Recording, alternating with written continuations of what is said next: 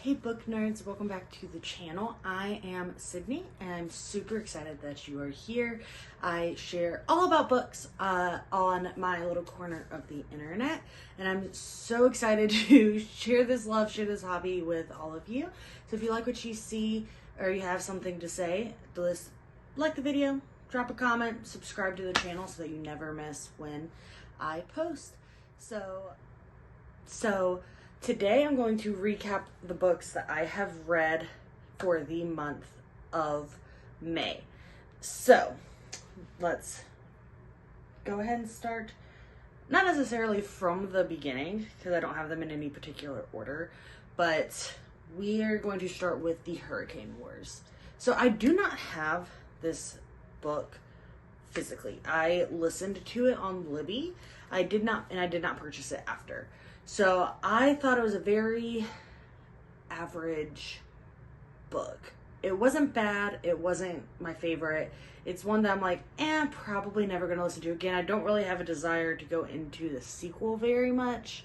I didn't rate it super high. I think I gave like a 3 or 3.25 on Fable, which is the superior reader tracking app in my not so humble opinion.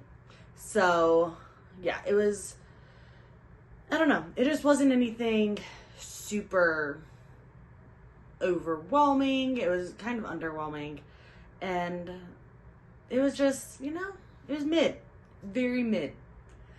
Like, yeah, some people are going to love me for that opinion.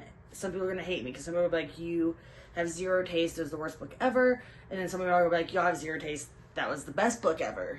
But, here we are. We can all have our own opinions. It's fine. It's fine. I was not a fan of the Hurricane Wars, but a book that was a great start. I started at the end of April, finished at the beginning of Blood Over Brighthaven.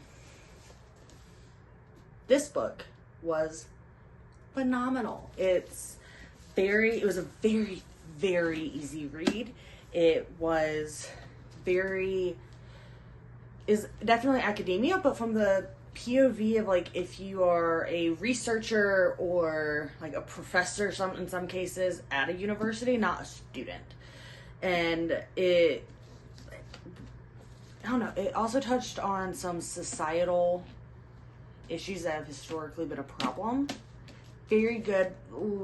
I absolutely loved the magic system. It was very unique compared to other fantasy books that I've read. And I don't know, the female main character was just so easy to relate to because she doesn't fit into like the damsel in distress like stereotype that tends to come with a lot of women in books, at least at the beginning, where they're like, oh no, what do I do? Okay, I'm gonna start taking over now and figure it out. Eventually they become baddies, but she's just like, something ain't adding up. The math ain't mathin'. Like from the beginning, she is not damsel in distress. She's at a disadvantage, and she recognizes that, but she busts her butt from the beginning. And I absolutely love her. She was amazing. So, Blood Over Brighthaven, 10 out of 10, recommended. So, I ended up reading I Need You to Read This by Jessa Maxwell. So this one, it was a pretty solid book, and the ending was like, it was a predictable ending. Like you kind of knew who did what to a degree, and then but it's also like the way you find out who did it was jaw-dropping. So it's like predictably, like the outcome was predictable, but how they got there blew my mind. So it was very unexpected, which it's one of those like afterwards you're like, I should have seen that plot twist coming, but I didn't because of the way it was worded and like how you buy into one of this like main characters as like secondary to like the main character. I don't know, it was absolutely fantastic. Definitely recommend reading it. I believe it is on Libby at most libraries, so definitely listen to it there. I would read it again. I would let my friends borrow it. This book was great. If you've been on my channel for any amount of time, pretty much, you know how much I love Natasha Preston's books. They always end on a cliffhanger plot twist that no one sees coming.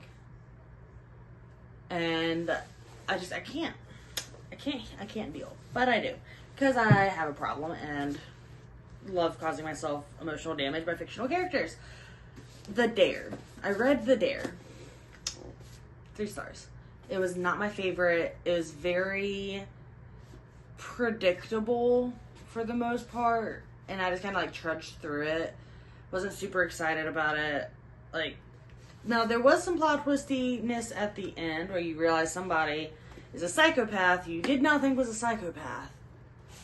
And that was done very well. It was very well written. I'm not mad about reading it. So basically there's these kids, there's this rich family with some brothers that can pretty much get away with anything they want in their time. Their parents' bank account is big enough to get them out of everything.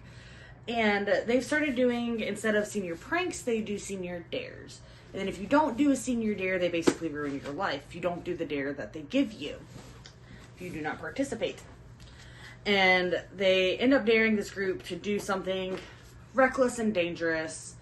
And bad things happen. And then there's lies and deceit and blackmail and manipulation.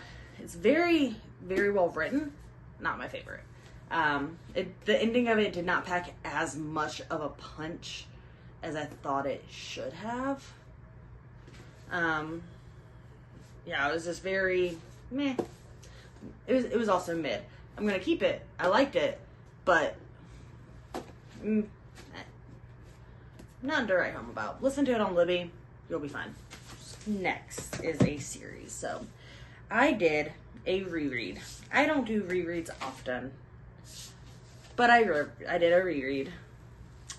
And I reread The Perfect Marriage. Why did I reread The Perfect Marriage? Because The Perfect Divorce came out. You know? So, and The Perfect Marriage was phenomenal. Still love it. Still worth like the 5 stars I think I gave it.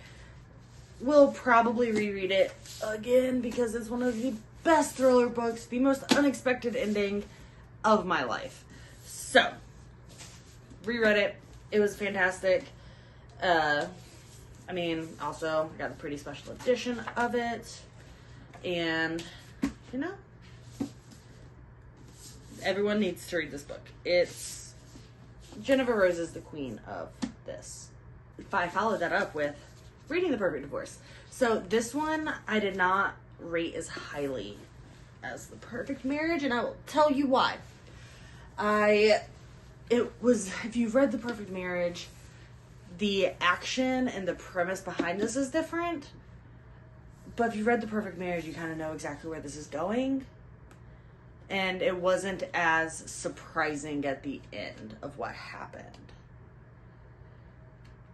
Because you already kind of know the character development of people. So there were a couple of pieces that were very, what? But it was a little more predictable than The Perfect Marriage.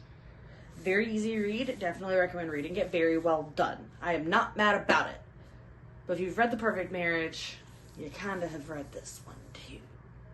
They're very, very similar in a lot of ways. So just keep that in mind if you do decide to pick this up and you read The Perfect Marriage and you're expecting something like that's a complete 180. That ain't it. This is not going to be it. And you might not like it if you go in with that perception. But if you go into it like I understand the character, I understand the psyche behind some of the individuals that are in the first book, that are back in the second book, it'll make a lot more sense. And you'll kind of see a lot more coming with that framework in mind. But it is still very well done. I absolutely loved it. I laughed. I was emotionally distraught at a few points, and still like a 4.5, 4.75. Like, do not misunderstand me that I think it's bad. It is not bad. It is fantastic. Read it. Like, please, do yourself a favor. just don't go into it thinking that, oh, it's going to be completely different than the first book. It's not. That's all I'm saying. That's all I'm saying. So I'm not going to go too in-depth in this next book that I finished because I've already done a review on it in a separate video. But I did read A 40-Year Kiss by Nicholas Butler. But like I said in my review video, I was very nervous because romance done by a man is not normally good. But Nicholas Butler, he did great. Definitely recommend reading this book. But definitely recommend. It was very sweet. Felt like a warm, cozy hug. If you need a fun, like, little, like, summery romance that's not like the girl leaves big city, meets small town boy, like, traditional, like, Hallmark Lifetime romance, you'll really like this one. It's so pretty, and it's perfect for summer. This would be a great summer read to add to your TBR. We are almost done. So I'm going to go into another series that I've been reading. So, we will start with Powerful. Very cute, very demure, very mindful. She's very little. She's petite. We like her. She's very small. Very small. Love her. And she ripped my heart out and shredded it into a bajillion pieces. For this tiny little novella. So if you read Powerless, this is the novella that follows it, that puts it from the perspective of Peyton's friend, Adina. And emotional damage. I want to cry thinking about it because it makes me sad. So good. So good. Heart-wrenching. Especially because you know where it's ending because you've read Powerless. But it's from Adina's point of view, which makes it all the more devastating. Girl deserves better. Girl deserves better.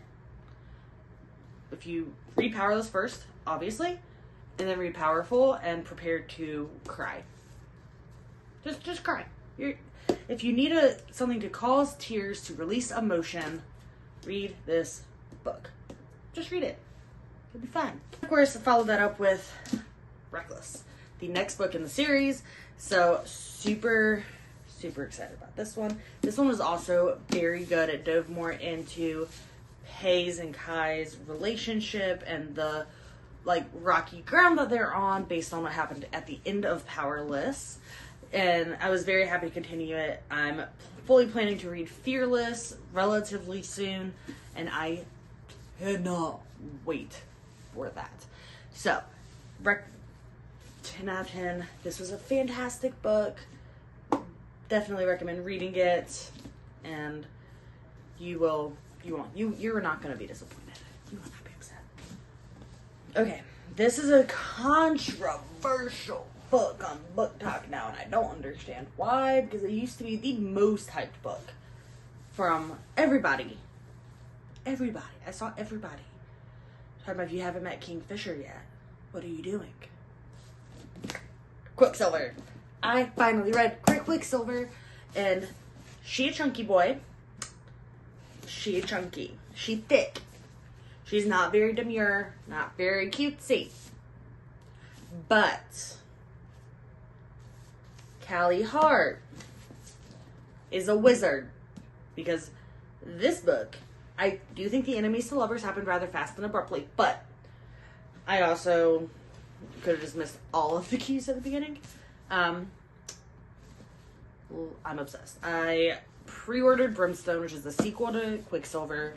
I'm so excited. This book was phenomenal. To the point where I might actually do, a chapter-by-chapter analysis of this book. It was so good. And, take my time, annotate all of the things, because you need to read it. If you haven't yet, and you like romantasy, and you like a shadow daddy, and you just need this in your life. If you need something heart-wrenching, and, makes you understand why some people do the things they do.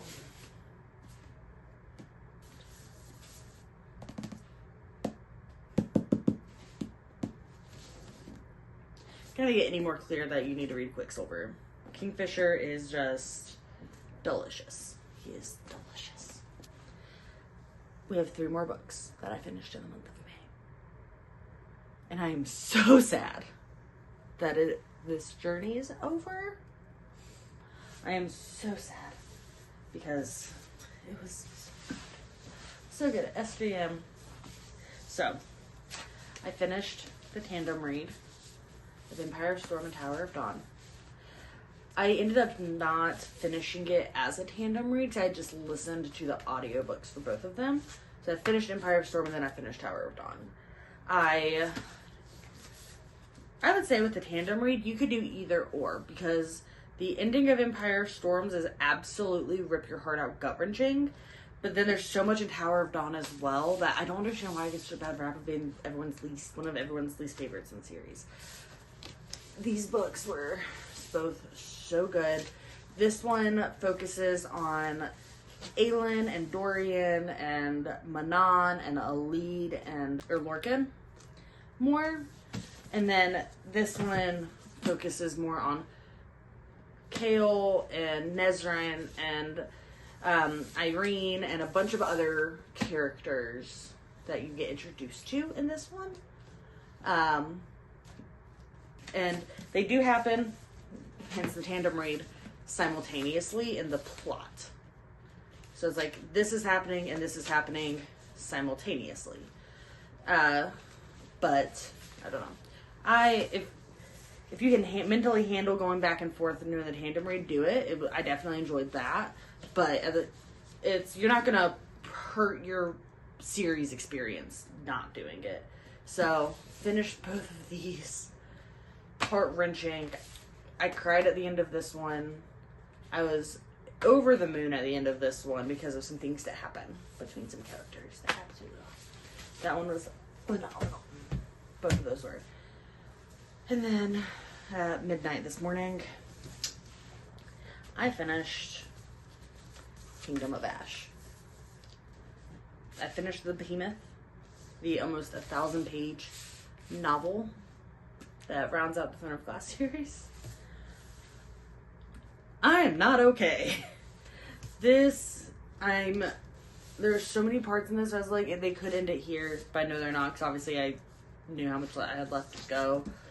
Like 121 chapters with a prologue, and I don't know how people physically read it, because I could not. These are so big. It would be so hard to hold open.